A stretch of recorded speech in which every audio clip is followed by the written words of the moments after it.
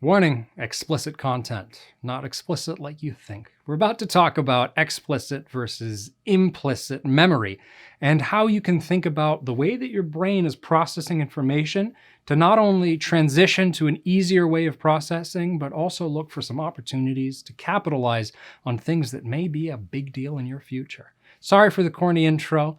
My name's Leo, I'm a business coach. Let's jump right in.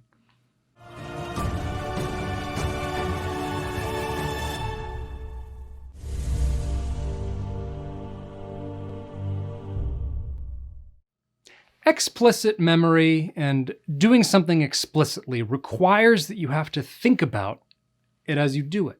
Implicit is something that happens more automatically. You don't really need to process very much in order to do it.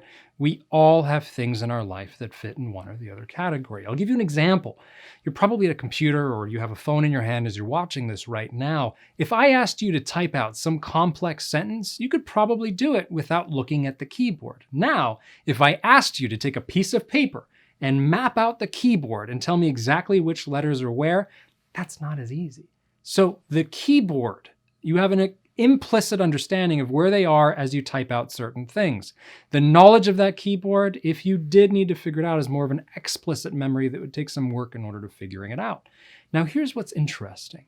Now, some people have something that is more implicit to them and explicit to others. For example, using that keyboard example, the people that design keyboards, to them, it's obvious. They know it's an ASDF keyboard, or if it's German, where the X and Y are switched up. Interesting Google, by the way.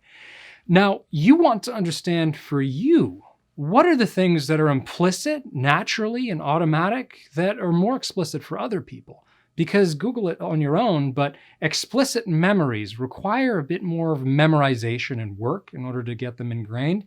Implicit things are kind of more absorbed. And I know the psychologists and people that study this are probably wanting to strangle me at this point. I apologize. I simplify a lot of neuroscience and these concepts, but it still makes it useful.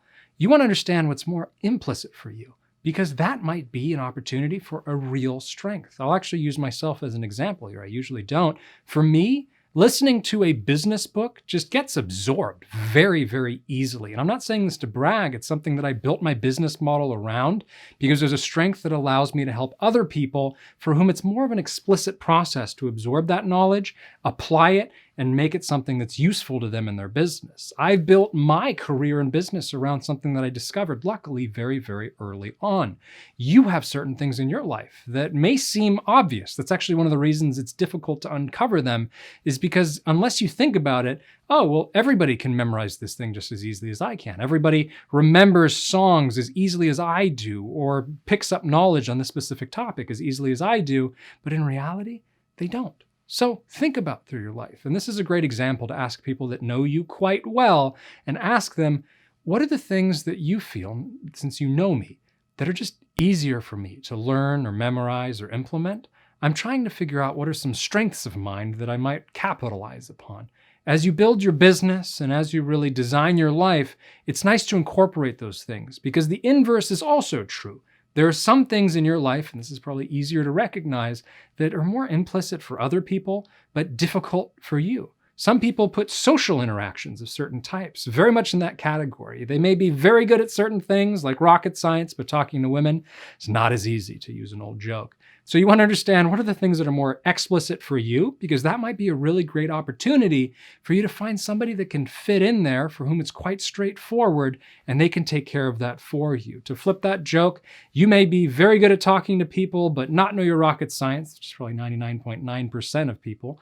And hiring a rocket scientist in order to help with that is a lot easier than putting in the explicit decades that it takes to be able to do that. So simply put, you want to figure out what your strengths and weaknesses are, and this is a different way to frame that, and make sure that you're capitalizing upon your strengths and that you're finding people to help you out with those weaknesses. So I hope this has helped you look at this from a different angle.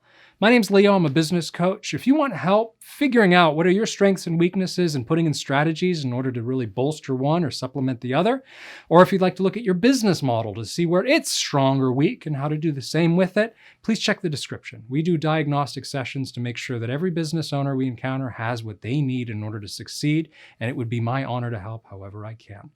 Thank you for being here.